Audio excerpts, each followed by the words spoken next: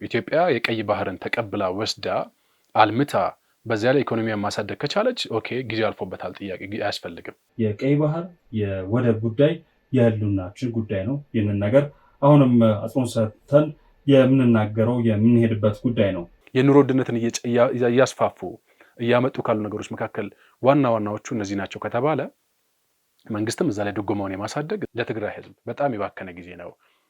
በመካከላቸው በነበረ ሽኩቻ የነበረውን ግጭቶች የነበሩትን ነገሮችም አንዱን ሲያደናቅፍ ጥሎ ማለፍ የነበረበት ሁኔታ ነው።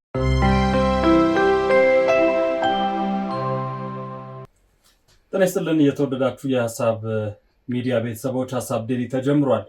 ሀሳብ ዴሊ እንደተለመደው ወቅታዊ በሆነ ጉዳይ ላይ ቆይታ ያደርጋል። ዛሬም እንደተለመደው የህዝብ ተወካዮች ምክር ቤት 21ኛውን መደበኛ ጉባኤ ማካሄዱን ተከትሎ ጠቅላይ ሚኒስትር አብይ አህመድ ከምክር ቤት አባላት ለተነሱላቸው ጥያቄዎች ማብራሪያና ምላሽ ሰጥተዋል። ከጥያቄዎች መካከል የፕሪቶሪያው ስምምነት ነጥቦች ተግባራዊነት ያለበት ደረጃ ምን ይመስላል፣ በትግራይ ክልል የሚስተዋለው ወቅታዊ ሁኔታ ወደ ግጭት እንዳያመራ ምን እየተደረገ ነው የሚለው፣ እንዲሁም ደግሞ በተለያዩ ክልሎች ዘላቂ ሰላምን ለማስፈን መንግስት እየሄደባቸው ያሉ ርቀቶች ምን ይመስላሉ፣ እንዲሁም ደግሞ የኢትዮጵያ አሁን ላይ እያነሳች የምትገኘው አንገብጋቢው የባህር በር ጉዳይ በዲፕሎማሲው መስክ እንዴት እየተካሄደበት ይገኛል የሚለው፣ እንዲሁም ደግሞ ከኮሪደር ጋር በተያያዘ እንዲሁ ማህበራዊና ኢኮኖሚያዊ ጥያቄዎች ከምክር ቤት አባላት ተነስተው ነበር። ጠቅላይ ሚኒስትር አብይ አህመድም ለእነዚህ ጥያቄዎች ማብራሪያ ሰጥተዋል። በተለይም ደግሞ ጠቅላይ ሚኒስትሩ በኢኮኖሚ መስክ የተመዘገቡ ድሎች እንዳሉ ጠቅሰው እነዚህም ደግሞ ባለፉት 7 እና 8 ወራቶች ውስጥ ሀገሪቷ ከየትኛውም ጊዜ በላይ አሳክታ የማታውቀውን ነገር እንዳገኘችም ጠቅሰዋል። መሐመድ ሙስጠፋና ይድነቃቸው ተሾመ ዝግጅቱን እየመራን ቆይታ እናደርጋለን። እንኳን ደህና መጣ። እንኳን ደህና ጠበቀኝ ይድነቃቸው። ዛሬ ጠቅላይ ሚኒስትር አብይ አህመድ በርካታ ጉዳዮችን አንስተዋል። በተለይም ከምክር ቤት አባላት ለተነሱ ጥያቄዎች ወደ 1 ሰዓት ተኩል 2 ሰዓት ገደማ አካባቢ ፈጅተው የተለያዩ ማብራሪያዎችን ምላሽ በሚሹ ጉዳዮች ላይ ምላሻቸውን ሲሰጡ ተስተውሏል። የተለያዩ ጉዳዮችን አንስተዋል። ከኢኮኖሚ ጋር በተያያዘ ቀደም ሲል ያነሳናቸው ነጥቦች አሉ። እንደው አንተ የተመለከትካቸው ጉዳዮች ምንድን ናቸው ከሚሉትን ጀምር። ዛሬ ፓርላማው ትላልቅ አጀንዳ ተነስቶበታል። እውነቱን ለመነጋገር ስፔሻሊ በጣም አወዛጋቢ የነበሩ የኤርትራ ጉዳይ፣ ኤርትራ በተደጋጋሚ ወቀሳ ስታቀርብ የነበረችበትን ጉዳይ ጠቅላይ ሚኒስትሩ መግለጫ ሰጥቷል። ማለት ኤርትራ የምታይበት መንገድ እና ኢትዮጵያ የምታይበት ፍጹም ልዩነት እንዳለው የምታይበት አንዱ መንገድ ነው። እዛ ጋር ሲነሳ የነበረው ጉዳይ ማለት ነው። ሁለተኛው የትግራይ ጉዳይ ነው፣ የዲዲአሩ ጉዳይ። አሁን አይተህ ከሆነ ባለፈው ዕለት ጌታቸው ረዳ ሲናገር እንደነበረው ወደ 8 ቢሊዮን የሚጠጋ ገንዘብ ከ13 ቢሊዮን በጀት ከተመደበላቸው ወደ 8 ቢሊዮኑ ለወታደሮቹ ወይ ደግሞ ለቲዲኤፍ ኃይል ሲጠቀሙ የነበረበትን አጋጣሚ ታያለህ። ያ ማለት የመንግስት ሰራተኞች ደሞዝ ሳይከፈል፣ የመንግስት ሰራተኞችም የመምህራኖችም ሌሎችም አካላቶች ደሞዝ ሳይከፈል ሙሉ በጀት ወደ 80-90% የሚጠጋው ለዛ ሲውል የነበረበትን አጋጣሚ ስታይ፣ ጠቅላይ ሚኒስትሩ ደግሞ ምላሽ የሰጡበትን ያ መሆኑ ተገቢም ትክክልም እንዳልሆነ፣ እዚያ ጋር ታስሮ የሚቀመጠው ወጣት የመንግስትን በጀት የጠበቀ የተቀለበ የሚቀመጠው ወጣት ወደ ልማት መግባት እንዳለበት፣ ስለዚህም ደግሞ መንግስት ራሱን አዘጋጅቶ ከሚመለከቱ አካል ጋር እነሱም ትግራይ ውስጥ ያሉ የወጣቶችም ሲቀጥልም ደግሞ የፕሪቶሪያ ስምምነት ላይ የተፈራረሙ አካላቶችም ጭምር ይህን አካል ወደ ልማት እንዲገባ የሚያደርጉበትን መንገድ ሲያነሱ የነበረበትን አጋጣሚ ታያለህ ማለት ነው። ሁለተኛው የኤርትራን ጉዳይ ስትመለከት ኤርትራ በተደጋጋሚ ኢትዮጵያ ልትወረኝ ነው ብትልም ኢትዮጵያ ግን እንደውም ጠቅላይ ሚኒስትሩ ሲያነሱ ስታይ በትህትና ባለው መልኩ ኢቨን አሸማግሉን አይነት ነገር ማለት ነው። የትኛውም የዓለም ዲፕሎማት ወይ ደግሞ የትኛውም የዓለም ሀገር ይህንን ጉዳይ በሽምግልና ወይ ደግሞ በሌላ አይነት ሂደት በዲፕሎማሲ ሊፈታ መደረግ አለበት እንጂ ኢትዮጵያ ለግጭት ራሷን አዘጋጅታ የምትደራመድ የምትሄድ ሀገር አይደለችም። አንድም ባለፉት 20-30 ዓመታቶች ባለፉት 20 ዓመታቶች ደግሞ 10-15 ዓመታቶች ከጎረቤት ጋር የተጋጨች ሀገር አይደለችም ኢትዮጵያ። እንደውም እሳቸው ወደ ስልጣን ከመጡ በኋላ ባለፉት 7 ዓመታት ኢትዮጵያ መለስ ብለው አንስተው ነበር። የደርግን በዘመነ ኢህአዴግ ያሉ የኢትዮጵያ ከጎረቤት ሀገሮች ጋር የነበራትን ቁርሾ በተመለከተ አንስተው በዚህ 7 ዓመታት ውስጥ ኢትዮጵያ ሰላማዊ በሆነ መንገድ እያስተናገደች ትገኛለች። ችግሮች አልነበሩም ማለት አይደለም፣ ችግሮች አሉ። ግን በጋራ መርህ በሁለትዮሽ ግንኙነቶች እየፈታች ትገኛለች። የኤርትራን ጉዳይ ተመሳሳይ ይሆናል። ነገር ግን ኃይል እንጠቀማለን የሚሉ ከሆነ ግን እኛም የምንወስድ ይሆናል የሚል ነገር አንስተዋል። ስታይ ደግሞ በሌላ ጎን የጠቅላይ ሚኒስትሩን ንግግር ሊያረጋግጡ የሚችሉ ጉዳዮችን ስትመለከት ለምሳሌ ባለፈው ጊዜ ቅርብ ጊዜ ከኬንያ ጋር ኢትዮጵያ ኦፕሬሽን ጀምራ ነበረ በኦነግ ሸኔ ላይ ያካሄደችውን ኦፕሬሽን ደግሞ ስታይ ስኬታማ የሆነበትን አጋጣሚ ታያለህ ማለት ነው። ይሄ ማለት ምንድነው? እሱ ኢትዮጵያ ለሰላም ከየትኛውም ከጎረቤት ሀገር ጋር የመስራት ኢንተረስቷ በጣም ሀይ ነው። ሁልጊዜ ቅድሚያ የምትሰጠው የሰላምን ነገር ለማስፈን ነው እንጂ ጦርነት የሚመጣበትን አጋጣሚ ወደ ጸብ የምትገባበትን አጋጣሚ የላትም። እና ይሄ ድሮም ኢትዮጵያ የነበራት ባህላዊ ነገሯ ኢቨን ኮሚኒቲ በራሱ የኢትዮጵያ ሕዝብ በራሱ የነበረውን ባህላዊ ነገር ወደ መንግስታዊ እያመጣን የምንሄድበትን አጋጣሚ ስንመለከት አሁን ካለው ግብፅ ኤርትራ ከምትወቅስበት ነገር አንጻር ስታይ ፈጽሞ የማይገናኝ ነገር ታያለ። ኢቨን አንዳንዴ ሊያሳፍር ይችላል። ኢቨን የዓለም ዲፕሎማቶች እንኳን ቢሰሙ ሊያሳፍር የሚችል የኤርትራን ወቀሳ ማለት ነው። ኢትዮጵያ ሌላ አቋም ይዛ ተበዳይ ነች፣ ተጎጂ ነች፣ ትፈልጋለች፣ የምትፈልገው ነገር አለ። እንደውም አንዳንዴ በሬው መጮህ ሲገባው ጅራፍ ጮኸ አይነት ነገር ማለት ነው። የሚጋረፈው ራሱ ጅራፉ ሆኖ የሚጮህም ራሱ ጅራፉ ሆኖ የሚሆንበትን አጋጣሚ ታያለ የኤርትራን እንቅስቃሴ ማለት ነው። እና ዛሬ የተመለሱ ምላሾች እነዚህ ነገሮችን ረገብ ያደረጉ ይመስለኛል። ማሜ እዚች ጋር አንድ ትኩረት የሳበኝ ነጥብ አለ። ጠቅላይ ሚኒስትሩ በተለይም ከባህር በር እና ዲፕሎማሲ ከውጊያ ጋር ተያይዞ ሰሞኑንም በተደጋጋሚ የጥይት ፋብሪካውም ሲመረቅ ያነሱት ነጥብ አለ። ኢትዮጵያ ላይ ወረራ የሚፈቅድ ኃይል የለም፣ ማንም ደፍሮ አይሞክረንም ብለዋል። እናም ደግሞ በተደጋጋሚ የሚያነሷትን ቃል እዚህ ጋር ላምጣለ። በቂ ዝግጅት አለን፣ የምንዘጋጀው ውጊያ ለማስቀረት ነው ብለዋል።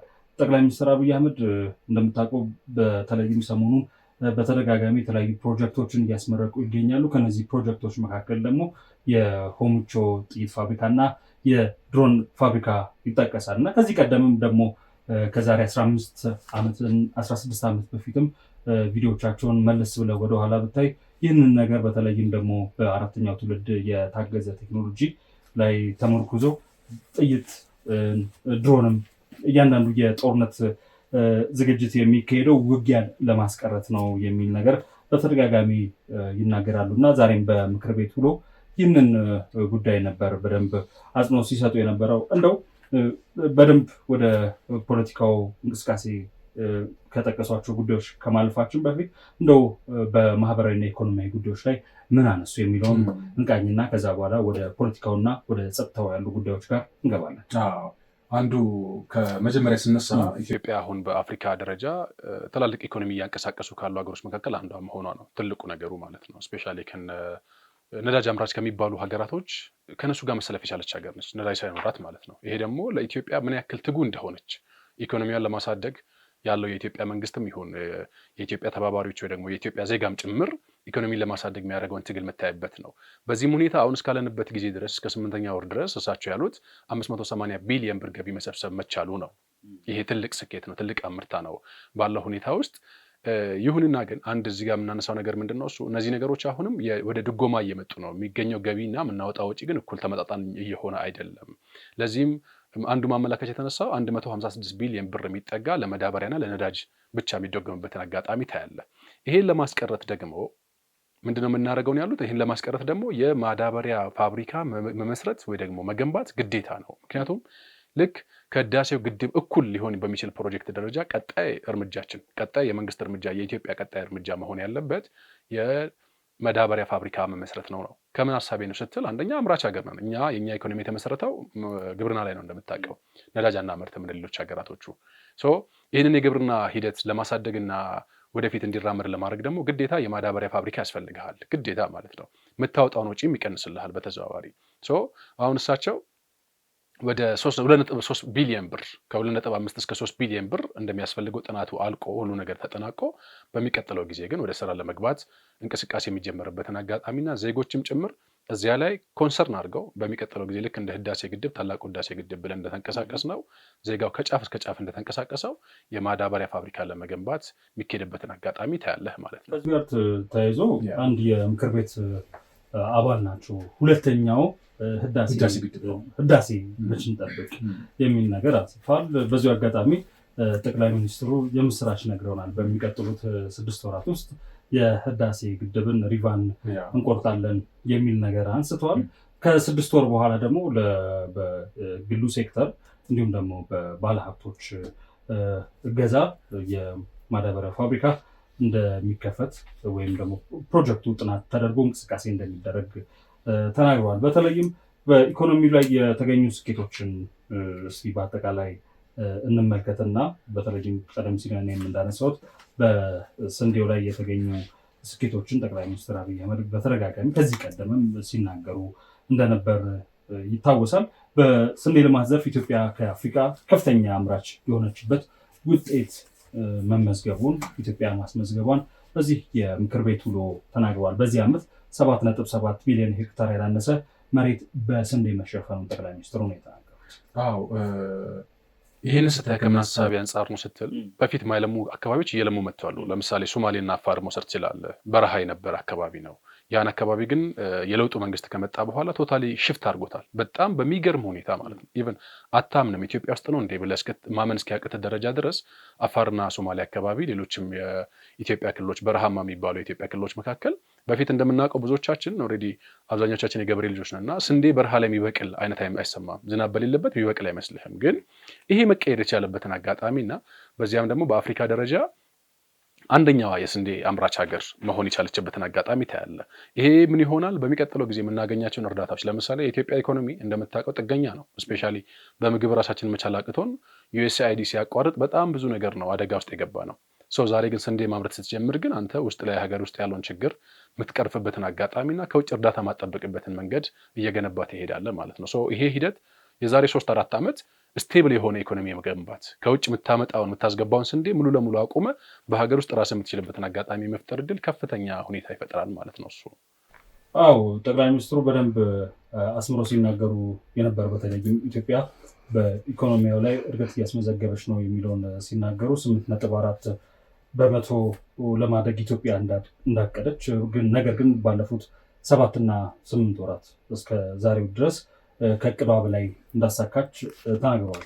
ባለፈው ዓመት 8.1 በመቶ የነበረው የኢትዮጵያ እድገትም አሁን ከፍ ወዳለ ደረጃ አልፎ ከ8.4 በላይ ሆኖ ካቀድነው በላይ እያሳካን ነው የሚል ነገር ተናግረዋል። ኢትዮጵያ በተመሳሳይ ከስንዴ ጎን ለጎን ባለፉት ዓመታት ታይቶ በማይታወቅ መልኩ እምርታን አስመዝግበናል ብለዋል ጠቅላይ ሚኒስትሩ። እምርታን ያስመዘገቡት በተለይም ደግሞ በሻይ በቡና እና እንዲሁም ደግሞ በቅባት እህሎች ላይ በጣም የሚገርም ገቢ ተገኝቷል። በተለይም ከቡና ውጪ ንግድ $1.2 ቢሊዮን ገቢ መገኘቱን ጠቅላይ ሚኒስትሩ ተናግረዋል። በሌላ ጎን ደግሞ ስታይ የዲጂታል ገበያውን ነው። ኢትዮጵያ አሁን ባለፈው በዲጂታል ገበያ ውስጥ ከቀላቀለች በኋላ 100% እጥፍ በ100% የዲጂታል ገበያው ማደግ የቻለበትን አጋጣሚ ታያለ። ይሄ ደግሞ ካፒታል ገበያው ማለት ነው። ሪሊ አሁን ለካፒታል ገበያው ወደ 5 የሚጠጉ ካምፓኒዎች ፍቃድ ሰጥተዋል የራሳቸውን ካፒታል ገበያ ውስጥ እንዲገቡ ማለት ነው። ስለዚህ የዲጂታል ገበያውን በ100% ማሳደግ የተቻለበት አጋጣሚ ታያለ። ሁለተኛው የኑሮ ውድነቱን ጉዳይ ነው። የኢንፍሌሽኑን ጉዳይ ስንታነሳ ባለፉት አመታቶች ወደ 29 የነበረው ኢንፍሌሽን አሁን ግን ወደ 15 ዝቅ ማለት ይችላል። ይሄ ደግሞ ትልቅ ስኬት ነው። ኦልሬዲ በ50% ቀነሰ አይነት ልትል የምትችልበትን አጋጣሚ ታያለ። ይህንን ኢንፍሌሽን ለመቀነስ ደግሞ የተሰሩ ትላልቅ ስራዎች አሉ ነው። አንደኛው የማክሮ ኢኮኖሚውን ማሳደግ የመጣበት አጋጣሚ አለ። ሁለተኛ ደግሞ ሀገር በቀል ኢኮኖሚውን የመጠቀምና ነዛኖችን የማሳደግ አይነት ሂደቶች የተካተቱበትን አጋጣሚ ታያለህ ማለት ነው።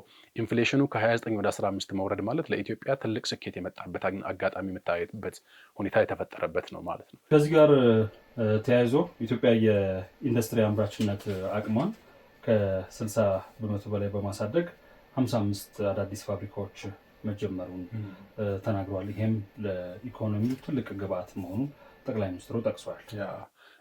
በ2011 ዓ.ም ከነበረው መጠባበቂያ በጀት አሁን ላይ በእጥፍ ማድረግ ችሏል የኢትዮጵያ መንግስት። ታውቃለህ የሆነ ጊዜ ላይ ምንም መጠባበቂያ ጠፍቶ ሀገሪቱ ስቃይ ላይ የወደቀችበትን አጋጣሚ ታውቃለህ። የዶላር እጥረት ገጥሟት ማለት ነው። ኢቨን ነዳጅ መግዣ ጠቅላይ ሚኒስትሩ ወደ ስልጣን በመጣበት አካባቢ ላይ ነዳጅና የመድኃኒት መግዣ እንኳን ጠፍቶ የነበረበትን አጋጣሚ ታያለህ። ያ ደግሞ ተጠባባቂ በጀት አልነበራትም ሀገሪቱ። አሁን ግን ከ2011 ከነበረው በመቶ እጥፍ ሊሆን በሚችል ኢቨን ኢፍ ባለፉት 100 ዓመታቶች ያላከማቸችውን ተጠባባቂ በጀት አሁን ግን ኢትዮጵያ ማከማቸት ትችላለች ማለት ነው። ሶ የሆነ አደጋ እንኳን ቢፈጠር ኢትዮጵያ ወደ ነበረችበት ለመመለስ ወይ ደግሞ ያላትን ኢኮኖሚ አገግሞ ከዛ ችግርና አደጋ ውስጥ ተቋቁሞ እንዲወጣ ለማድረግ ያላትን ካፓሲቲ ባለፉት 100 ዓመታት ባልነበራት ሁኔታ ዛሬ ግን መገንባት የቻለችበትን አጋጣሚ ታያለህ ማለት ነው። ይህም ደግሞ ከምናነሳቸው ከኢኮኖሚ እድገቶች መካከል አንዱና ዋነኛው ነው ብለን ማንሳት የምንችልበትን አጋጣሚ ማንሳት እንችላለን። በአጠቃላይ በግብርናው፣ በኢንዱስትሪ፣ በአገልግሎት አሰጣጡ እያንዳንዱ ትልቅ ምርታ እንደተመዘገበበት ጠቅላይ ሚኒስትራችን ይህንን ነገር አስረድቷል። እነዚህ ስራዎች የመጡት በስራ ናቸው። እንደውም በአንድ አጋጣሚ በተለይም የባህር በር ጉዳይ ላይ መለስ ልበልና የባህር በር ጉዳይ ላይ ዛሬ የተናገርነው ወይም ደግሞ አጀንዳ የምናደርገው ጉዳይ አይደለም፣ ከዚህ ቀደም ስንናገረው ስንሰራበት የነበረ ጉዳይ ነው ሲሉ ነበር እና ጠቅላይ ሚኒስትሩ ዛሬ የመጡበት ጉዳይ አይደለም፣ ትናንትና በደንብ አስቀምጠው እንደ ትልም መልክ ቁጭ አድርገውት እያደረጉት ያከናወኑት ስራ እንደሆነ ሊታወቅ ይገባል እንላለን። አሁን ባለችበት ሁኔታ ላይ በዚህ 8 ወር ውስጥ ወደ 580 ቢሊዮን ብር የሰበሰበች ሀገር ኔክስት ታይም ደግሞ ምን ያክል መሰብሰብ ትችላለች የሚለውን ነገር ማሰብ በዛ ውስጥ ያስፈልጋል። አሁን አይተህ ከሆነ አንድ ሚስ የሚደረጉ ነገሮች አሉ። ለምሳሌ ኢትዮጵያ ውስጥ 1 ሚሊዮን ብር የሚያተርፍ ነጋዴ በፊት የሚከፍል የነበረው 30 ሺህ ብር 40 ሺህ ብር ነው ግብር ይከፍል የነበረው። አሁን ግን ልክ እሱ በሚያገኘው ገቢ ልክ ወይ ደግሞ እሱ በሚሸጠውና በሚነግደው ልክ ገቢ ግብር የሚከፍልበትን አጋጣሚ መንግስት እያመቻቸ ነው። አንደኛ። ሁለተኛ ዲጂታል ማርኬቶችን በጣም እያሰፋ መጥተዋል። በፊት ብዙ ማጭበርበሮች ነበሩ። አይተህ ከሆነ የደረሰኝ ማጭበርበር ነበረ። አሁን ግን የገቢ ሚኒስቴር ወይ ደግሞ የገቢዎች ሚኒስቴርም ጭምር የኪኪአር ያለው ደረሰኝም ጭምር የሚያሳትምበትን አጋጣሚ እየመጣና በዚያም ደግሞ ኢትዮጵያ የራሷን ገቢ በትክክል የምትሰበስብበትን አጋጣሚ ትፈጥራለች ማለት ነው። ያን ፈጠረች ማለት ገቢ ካደገ ማለት አሁን ባላንስ ያልሆነው ነው ኢምፖርትና ኤክስፖርት የምታደርገውን ነገር ባላንስ ያልሆነውን ነገር ወደ ባላንስ የምታመጣበትን አጋጣሚ ትፈጥራለህ ማለት ነው። ከውጭ የምታስገባውና አንተ ወደ ውጭ ሀገር የምትልከው ኤክስፖርት የምታደርገውና ኢምፖርት የምታደርገውን ባላንስ ስታደርግ ያለክ ኢኮኖሚ እያደገ የሚመጣበትን አጋጣሚ ማንሳት እንችላለን። ዛሬ የተዳሰሱ የዲጂታል ማርኬቱ፣ የኢኮኖሚው፣ ሌሎች ነገሮች የተዳሰሱትን ነገሮች ስታይ ኢትዮጵያ በአንድም በሌላም መልኩ በጣም ተስፋ ያላት ሀገር ወደፊት ኔክስት ታይም ትላልቅ ነገሮችን የምናይባቸውን አጋጣሚዎች የምንፈጥርበት ነው። ሁለተኛ ጠቅላይ ሚኒስቴሩ ካነሱት ነገሮች መካከል አንደኛው 17 ቢሊዮን ብር የሚጠጋ የካሳ ክፍያ የተከፈለበትን ነው። አይተህ ከሆነ በኮሪደር ልማት ምክንያት የተነሱ የአዲስ አበባ ከተማ ነዋሪዎችም ሌሎችም አካባቢ ያሉትም በኮሪደር ልማት ምክንያት የተነሱትን ወደ 17 ቢሊዮን ብር የሚጠጋ ካሳ የተከፈለላቸው። ይሄ ማለት ደግሞ ኢቨን ኢፍ ጠቅላይ ሚኒስቴሩ ሲናገሩ ምንድን ነው እሱ ህጋዊ መሬት ኖሮት ካርታና ፕላን ኖሮት ካሳ ያልተከፈለው ሰው የለም። ሚንስ አብዛኛዎቹ የራሳቸውን መሬት ያላቸው አሉ፣ የመንግስት ቤትም ውስጥ የነበሩ ሰዎች አሉ። ከዚያ በላይ ደግሞ ምን ነበረ አድቫንቴጃቸው? በልማት ሲነሱ የተሻለ መኖሪያ የተሻለ ስፍራ ያገኙበትን አጋጣሚ ታያለህ ማለት ነው። እሳቸው እንደው ምን እያሉ ነበር? ወደ 160 ሺህ የሚጠጋ ባለፉት 10 ዓመታቶች ኢህአዴግ በነበረበት ጊዜ 160 ሺህ የሚጠጋ ቤት ነበር የተገነባው ተባለ። ግን የለውጡ መንግስት ከመጣ በኋላ በአንድ ዓመት ጊዜ ውስጥ ብቻ ከ165 ሺህ በላይ ቤቶች የተገነቡበትን አጋጣሚ ታያለህ ማለት ነው። የከተማዋ ፍላጎት እና እኛ እያቀረብን ያለ ነው ምንም እንኳን ተመጣጣኝ ባይሆን ግን አሁን ባለንበት ሁኔታና ሂደት ውስጥ ከፍተኛ ለውጥ ልናመጣ የምንችልበትን እድል እየፈጠርን ነው። ቀጣይ ጊዜም ብዙ ስራዎች ይጠብቁናሉ ብሎ የተናገሩበትን አጋጣሚ ታያለህ ማለት ነው። ከቤት ጋር በተያያዘ ሁኔታ ላይ ጠቅላይ ሚኒስትር አብይ አህመድ በዛሬው ውሏቸው አንድ ትኩረት ከሳበኝ ጉዳይ መካከል በተለይም ደግሞ የኮሪደር ልማትን ሲያነሱ ስለ ካሳንቺስ እና ሀረርን እንደ ምሳሌ ጠቅሰው ነበር። ካሳንቺስን ያሏት የሐሺሽ መናኸሪያ አይነት የሐሺሽ መንደር የሚል ነገር ነበር የጠቀሱት። ግን አሁን ለልጆቻችን መጫወቻ አይነግቡ የሆነ ማረፊያ ሲሉ ነበረ የገለጹት። ሀረርንም በዚሁ አጋጣሚ የሀረር ህዝብንና የሀረር ክልል አስተዳደርን አመስግኗል። ምክንያቱም ከኢትዮጵያ ከሚገኙ ክልሎች መካከል በዝቅተኛ በጀት የሚተዳደር ክልል እንደሆነ በምክር ቤቱ ውሏቸው አንስተዋል። በዚህም ግን በጣም ከሁሉም የተሻለ በድሬዳዋ ለምሳሌ የድሬዳዋን አንስተዋል፣ የአምቦን አንስተዋል፣ የባህር ዳርን፣ የጎንደርን፣ የአዲስ አበባን ጨምሮ የኮሪደር ልማት ፕሮጀክቶችን ሁሉም የተከናወነበት መንገድ በጣም የሚደንቅ እንደሆነ አንስተው ነበር። ግን የሀረሪ በትንሽ በጀት ሪሶርስ ካለው ሪሶርስ አንጻር የክልሉ ነዋሪም ባለሀብቱም እንዲሁም ደግሞ ከተማ አስተዳደሩ ያደረገው ነገር በጣም የሚገርም እንደነበር አንስተዋል። እናም ከዚህ ጋር ተያይዞ የካሳ ጉዳይ ቅድም አንተም አንስተዋል። እኔ እስከማውቀው ድረስ መረጃው የለኝም። በተለይም ደግሞ በአዲስ አበባ ለሁሉም ህጋዊ ይዞታና ሰነድ ያለው አካል ሁሉ ካሳ እንዲከፈል መደረጉን አንስተዋል። የኮሪደር ልማት በአፍሪካ መሪዎች መደነቁን ብቻም ሲሆን ይህንን ነገር እነሱ መስራት እንደሚፈልጉና ከዚህ ቀደም እነ ደቡብ አፍሪካ ጎረቤት ኬንያም ይህንን ነገር እያነሳች እንደነበር ይታወቃል እና ጠቅላይ ሚኒስትር አብይ አህመድም ይህንን ነገር አጽንኦት ሰጥተው ተናግረዋል። በኮሪደር ልማቱ ወደ 200 ኪሎ ሜትር የሚጠጋ መንገድ አዳርሰናል ያሉት። ይሄ ማለት ደግሞ ትልቅ ሰፊ ፕሮጀክት ነው። ኦልሬዲ 200 ኪሎ ሜትር ሚንስ በአንድ ከተማ ውስጥ ለዛውም ስታንዳርዱን በጠበቀ አሁን አብዛኛው ባለፈው ዕለት አይታል 38ኛው የአፍሪካ ህብረት ጉባኤ በነበረበት ጊዜ አብዛኛው የአፍሪካ አመራሮች ሲደነቁበት ነበረ።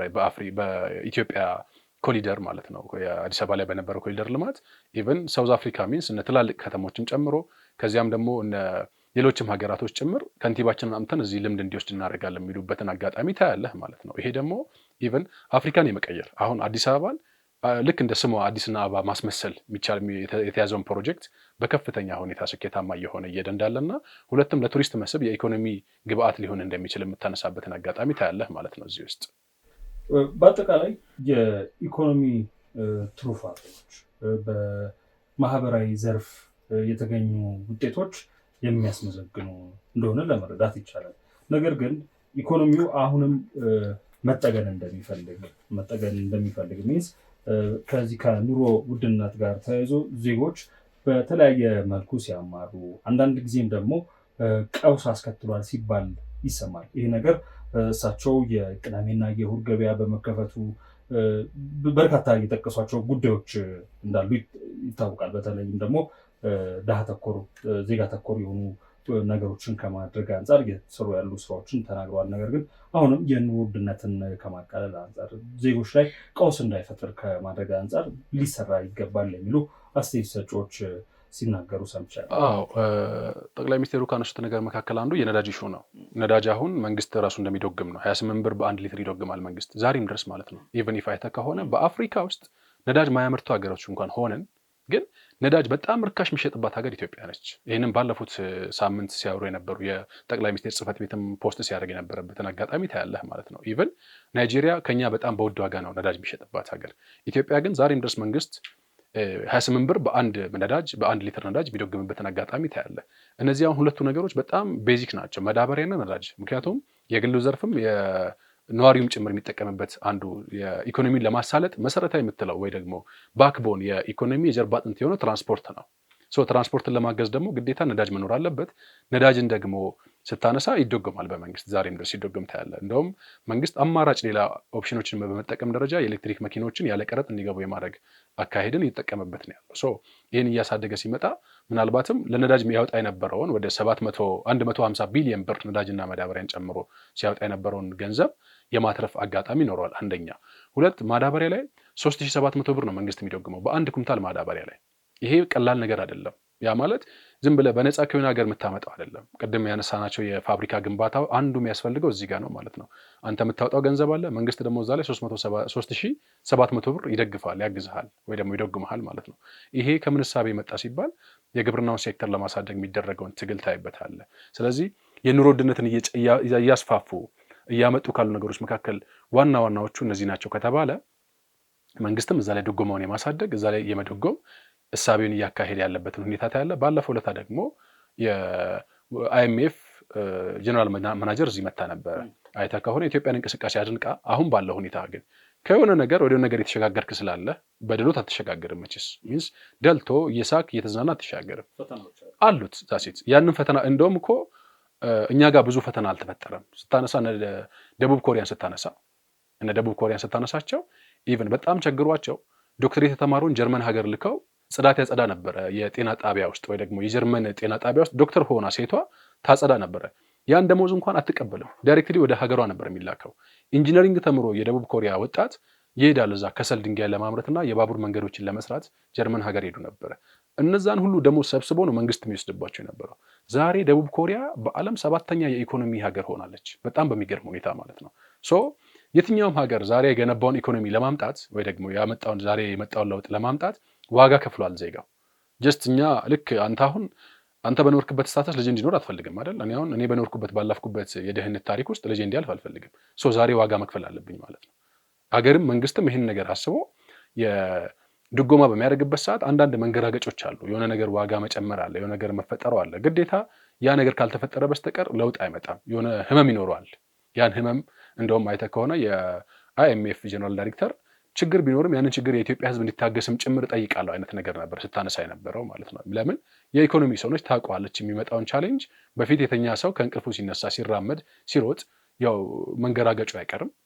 ወደ ለውጥ ጎዳና እስከመጣን ድረስ በዛ ሁኔታ ውስጥ የሚፈጠሩ የአንዳንድ ነገሮችን ጊዜያዊ አደጋዎችን ጊዜያዊ ችግሮች ምሬት ሊሆኑ አይገባም በሚል መንግስትም በዛ ሂደትና ሁኔታ ውስጥ በአንድ ሊትር ነዳጅ ውስጥ 28 ብር አካባቢ ሲዶግም በማዳበሪያ 3700 ብር ሲዶግም ትልቅ የኢኮኖሚ መነቃቃት እንዲፈጠርም ጭምር ያደርጋል እና ዜጋው ላይ ተጫና አይደለም። መንግስትም የራሱን ሼር የሚያደርገው አለ፣ ዜጋም ሼር የሚያደርገው አለ። መንግስትና ህዝብ ነው በጋራ ሀገር ሊያሳድግ የሚችለው በሚል እሳቤ ማለት ነው።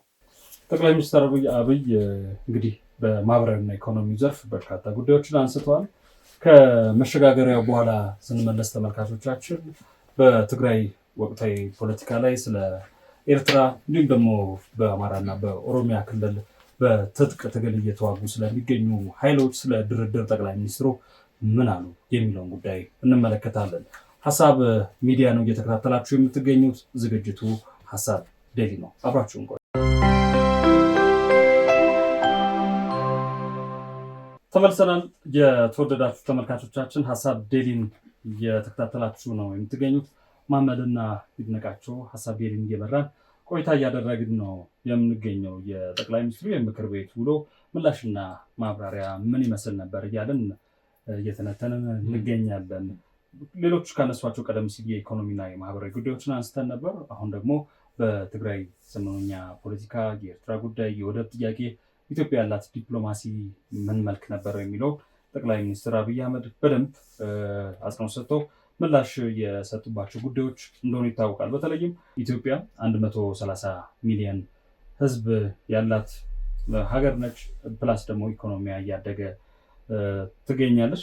ከዚህ ጋር ተያይዞ የባህር በር ጥያቄ በተደጋጋሚ በተለያዩ መንገዶች እያነሳች ትገኛለች። ጠቅላይ ሚኒስትሩም በዛሬው ዕለት የባህር በርን የማንሳት ጥያቄ ነውርነቱ አብቅቷል፣ በንግግርና በሰጥቶ መቀበል መርህ መሆን እንዳለበት ከተለያዩ ሀገራት መሪዎች፣ ከኢኮኖሚስቶች እንዲሁም ደግሞ ከጉዳዩ ጋር ቅርበት ያላቸው አካላት ጋር ሲነጋገሩ ይህ ጉዳይ ነውር እንዳልሆነ አሁንም ማንሳት መግፋት እንደሚገባ አንስተዋል ማለት ነው። የኢትዮጵያ የወደብ ጥያቄ ዛሬ ያነሳሁት ጉዳይ አይደለም ሲሉ ነበር ጠቅላይ ሚኒስትሩ የተናገሩት። የእውነትም ከ15-16 ዓመት በፊት የቀደመው የኢህአዴግ አመራሮችን ጀኔራሎችን ሰብስበው ይህንን ጉዳይ አጽንኦት ሰጥተው ኢትዮጵያ ወደብ ማግኘት እንዳለባት ሲናገሩ ነበር። በተለይም ደግሞ በሌሎች የሚዲያ አማራጮች ቀደም ሲል ሀሳብ ሜዳ በተሰኘ የዩቲዩብ ቻናል ላይ ይህንን ጉዳይ ስመለከተው አይቻለሁ ማለት ነው። ሌላኛው ጉዳይ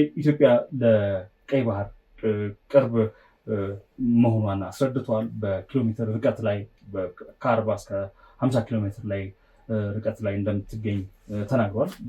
ያንን ደግሞ የማልማት ጥያቄ ማንሳት ነውር አይደለም የሚል ነገር አሁንም አስምሮ ነው የተናገሩት። ኢትዮጵያ ለቀይ ባህር ስትል ኤርትራን የመውረድ ፍላጎት እንደሌላት በመድረኩ ለሚገኙት የህዝብ ተወካዮች ምክር ቤት አባላት በደንብ ነው አጽንኦት ሰጥቶ የተናገሩት። እንነጋገር፣ እንመካከር፣ ሰጥቶ በመቀበል መርህ መሆን እንዳለበት ነው ጠቅላይ ሚኒስትሩ ይህንን ነገር ያነሱት ማለት ነው።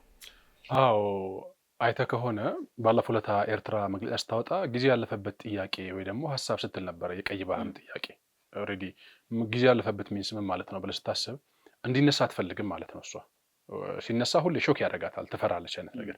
ይሄ ምንም መቼም ጊዜው ያልፈበትም። ጊዜው የሚያልፍበት መች ነው?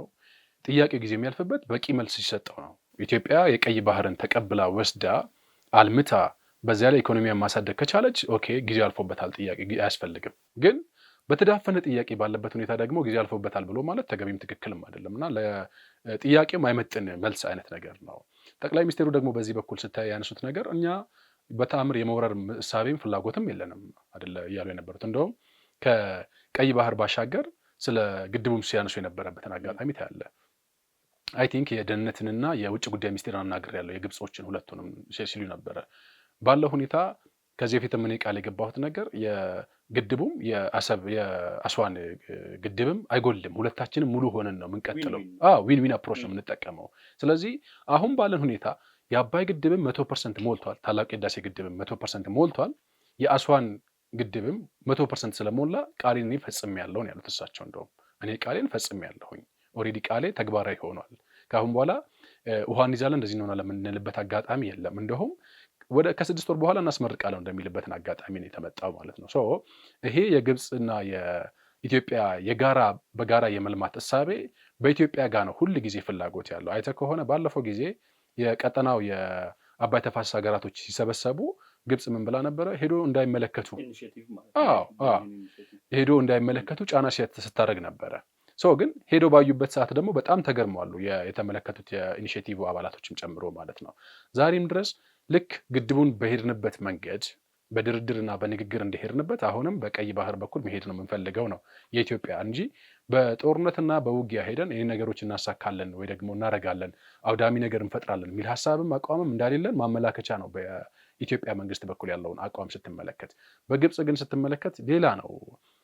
ፍርሃትም ይሁን ተንኮልም ይሁን የኢትዮጵያን ስም ማጠልሸትም ይሁን ባሏሉበት አይነት ወይ ደግሞ ኢትዮጵያ ባሏለችበት ሁኔታ እሷን ለመውቀስ የሚደረገውን ትግል ጠቅላይ ሚኒስትሩ የመለሱበትን አጋጣሚ ያነሱበትን አጋጣሚ በሚዲያ ደረጃ የተናገሩበትን አጋጣሚ ታያለህ ማለት ነው።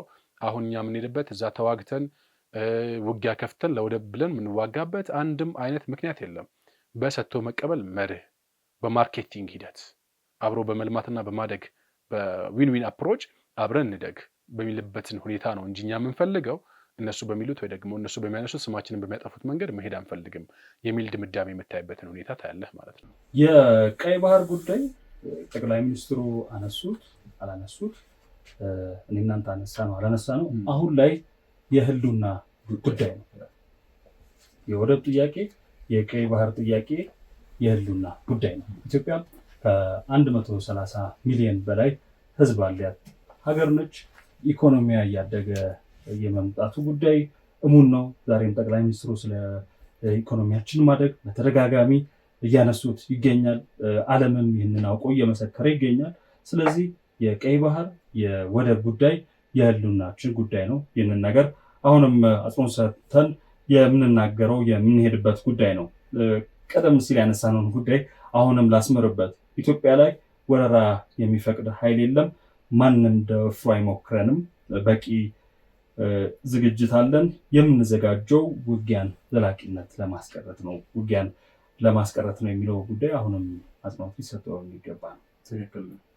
ወደ ሌላኛው ጉዳይ እንለፍ። በተለይም ደግሞ ሰሞነኛው የእነ ደብረጽዮን የእነ ጌታቸው ረዳ ጉዳይ በጣም እያወዛገበ የሚገኝ ጉዳይ ነው። ዛሬ ጠቅላይ ሚኒስትሩ በተለይም እልባት የሰጡት ይመስላል። በተለይም የፕሪቶሪያው ስምምነት ከተፈረመ በኋላ 2 ዓመት ሆኖታል። በ2 ዓመት ውስጥ ደግሞ የትግራይ ጊዜያዊ አስተዳደር አሁን ጊዜው አብቅቷል። በተለይም ደግሞ በጌታቸው ረዳ፣ በታደሰ ወረደ እና በጻድቃን ገብረትንሳኤ የሚመራው የጊዜያዊ አስተዳደር በርካታ ስራዎችን መስራቱን ጠቅላይ ሚኒስትር አብይ አህመድ ተናግረዋል። ባለፉት 2 ዓመታት ዳግም ጦርነት እንዳይቀሰቅስ እነዚህ ኃይሎች በርካታ ስራዎችን መስራታቸውን ተናግረዋል።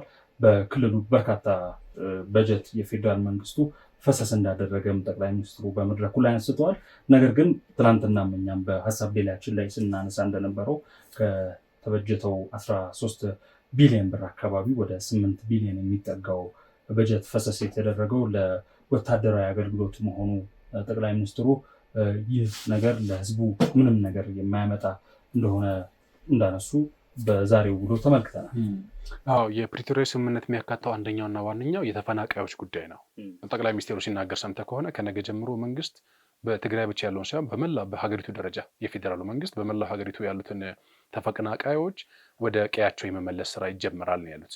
ይሄ ደግሞ ከምን እሳቤ ነው? ያው የፕሪቶሪያ ስምምነት አንደኛው የሰብአዊነት ድጋፍም ጨምሮ፣ ሁለቱም ተፈናቃዮችም በነበሩበት በጦርነቱ ምክንያት ተፈናቅሏሉ ከቦታቸው ከሰፈራቸው ከመኖሪያቸው ማለት ነው።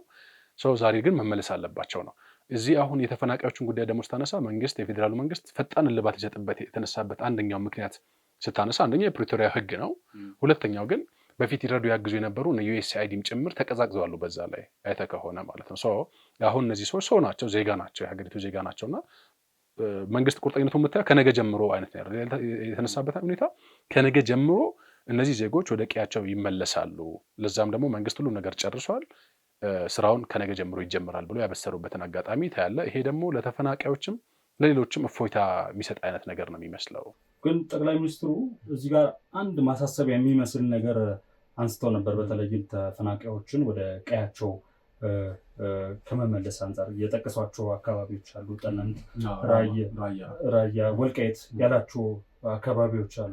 እነዚህ አካባቢዎች ላይ ፖለቲካንና ተፈናቃዮችን አንድ የማድረግ ፖለቲካንና የፖለቲካ ተፈናቃዮችን የመቀላቀል ሁኔታ አለ። አሁን ማህበረሰቡ ይመለስና ፖለቲካዊ ጉዳዮች በድርድር የሚፈቱ ይሆናል።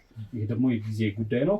ከነገ ጀምሮ ግን ተፈናቃዮችን አሁንም በፕሪቶሪያው ስምምነት መሰረት ወደ ቦታቸው የመመለስ ወደ ቀደመ ማህበራዊ ህይወታቸው የመመለስ ጉዳይ እኛ የምንሰራ ይሆናል ብለው ነበረ። ከዚሁ በተለይ ከጊዜያዊ አስተዳደር ሽኩቻ ጋር በተገናኘ በቅርብ ወራት ውስጥ ከቲፒኤልኤፍ እና ሌሎች የፖለቲካ ፓርቲዎች የተወጣጣ ውይይት በማድረግ እንደ አዲስ የትግራይ ጊዜያዊ አስተዳደር እንደሚዋቀር አረጋግጠዋል። ከሰሞኑ የተለያዩ ጭብጨባዎችን እየሰማን ነበር። ጌታቸው ረዳ መፈንቅለ መንግስት ተፈጽሞበታል፣ እዚህ አዲስ አበባ ነው ያለው፣ እንዲህ የሚሉ የፖለቲካ ውሳኔዎች የሚሹ ነገሮች እንደነበሩ ይታወሳል። እኛም በዚሁ በሀሳብ ሌላችን እያነሳ ነው የነበረ ጉዳይ ነው። ጠቅላይ ሚኒስትሩ አሁን ይህንን ነገር ክሊር አድርገው ተናግረዋል ማለት ነው። ፌዴራል መንግስቱ አሁን ያለው በፕሪቶሪያ ስምምነት መሰረት ምርጫ እስኪካሄድ ድረስ በትግራይ ክልል ውስጥ ምርጫ እስኪካሄድ ድረስ የትግራይን ክልል ሊመራ የሚችለው የፌዴራል መንግስት የወከለው እዛ ቦታ ላይ እነሱ በፕሪቶሪያ ስምምነት መሰረት እዛ ቦታ ላይ ተወክሎ የሚሰራው የጊዜያዊ አስተዳደሩ ነው ማለት ነው። ይሄ ጊዜያዊ አስተዳደር ትልቅ ስራ አለበት። አሁን ቀጥሎ 2 ዓመታቶች ባይዘው የባከኑ ጊዜያቶች ነው የሚመስሉት ለትግራይ ህዝብ በጣም የባከነ ጊዜ ነው። በመካከላቸው በነበረ ሽኩቻ የነበረውን ግጭቶች የነበሩትን ነገሮችም አንዱን ሲያደናቅፍ ጥሎ ማለፍ የነበረበት ሁኔታ ነው ያለውና አሁን ግን ቀጥሎ 2 ዓመታት ወይ ደግሞ 2 ዓመትም 6 ወርም ይሆን ቀጥሎ የሚመጣው ጊዜ ግን የትግራይ ህዝብም የትግራይ ወጣትም ራሱን አፕዴት አድርጎ የሚጠቀምበት ወይ ደግሞ ሰላሙንና ቀየውን በስትክክል የሚያለማበትን አጋጣሚ የሚፈጠርበት ሁኔታ እንዲሆን ነው እኛም መልካም ምኞታችንን የምንገልጽላቸው ማለት ነው። በመጨረሻም አንድ ጉዳይ እናንሳና ከሰዓት አንጻርም እናብቃ። ጠቅላይ ሚኒስትር አብይ አህመድ በተለይም ከታጠቁ አካላት ጋር ያለውን ነገር ሲያነሱ እኛ የምንዋጋው ከድንቁርና ጌቶች ጋር ነው የሚል ነገር አንስተዋል። ከድንቁርና ጌቶች ጋር ነው ያሉት። ምንድን ነው ትምህርት ምን ያደርጋል ብለው ትምህርት ቤቶችን እንዲዘጋ የሚያደርጉ በተለይም ደግሞ ወታደራዊ ካምፕ የሚያደርጉ የትምህርት ተቋማትን ማዳበሪያ ለህዝቡ እንዳይደርስ የሚከለክሉ መድኃኒት በተለይም ለኤችአይቪ የሚሆኑ ለካንሰር፣ ለስኳር የሚሆኑ መድኃኒቶች እንዳይቀርቡ የሚያደርጉ አማጽያን የድንቁርና ጌቶች ያላቸው አካላት ከሽፍቶች እንኳን እንደማይሻሉ ተናግረዋል ማለት ነው። አሁንም ቢሆን በአማራም በኦሮሚያም ያሉ ኃይሎች እኛ ለመደራደር ለሰላም እጃችን ቅርብ ነው፣ እንደራደራለን፣ መነጋገር እንችላለን የሚል ነገር አንስተዋል። ግን የድንቁርና ጌቶች ያላቸው ኃይሎች አሁንም ግን አስከፊ ስራዎቻቸውን በሁለቱም ክልሎች ሰሞኑን የሰማናቸው ጉዳዮች አሉ። በኦሮሚያ ክልል በጣም የሚያሳዝንና ምን ማለት ነው የሚሉ ነገሮች የሚያስነሳ ነው። ገና አልተማርንም ብለን የምናስብ ሀገር ሆነን ሳለን ያለመማራችንን ደግሞ እንደ ትልቅ እውቀትና መሳሪያ መታጠቅ እንደ ትልቅ ብቃት አስበን ትምህርት ቤት ሳታክ አድርገህ ከዚያ በኋላ ከዚያ ተማሪዎችን ሰብስበው ይዘህ መሄድ ቢግ ሪስክ ነው፣ ትልቅ ሪስክ ነው እና ይህን ወደፊትም ሊታረም የሆነ ሰው ሲታገል ወይ ትግል ውስጥ ሲኖር ሰብአዊነት የሚባል ነገር ቢሰማው የተሻለ ነው የሚሆነው የሚል ሀሳብ አለኝ እኔም እንደግል። ለችግሮቻችን መፍትሄ ጠመንጃ ሳይሆን መነጋገር ነው። ለዚህም ደግሞ ሀገራዊ ምክክር የተለያዩ ስራዎችን እየሰራ ይገኛል። በአማራና በትግራይ ክልሎች ብቻ አጀንዳ የማሰባሰብ ምዕራፍ አላከናወንም፣ በቅርቡም ያከናውናል ተብሎ ይጠበቃል። ተመልካቾቻችን ከሀሳብ ሚዲያ ሀሳብ ዴሊን የተከታተላችሁትን ይመስል ነበር። መሐመድ ሙስጠፋና ይድነቃቸው ተሾመ ቆይታ አድርገናል። ነገም በሌላ ሀሳብ ይዘን የምንቀርብ ይሆናል። ጤና ይስጥልኝ።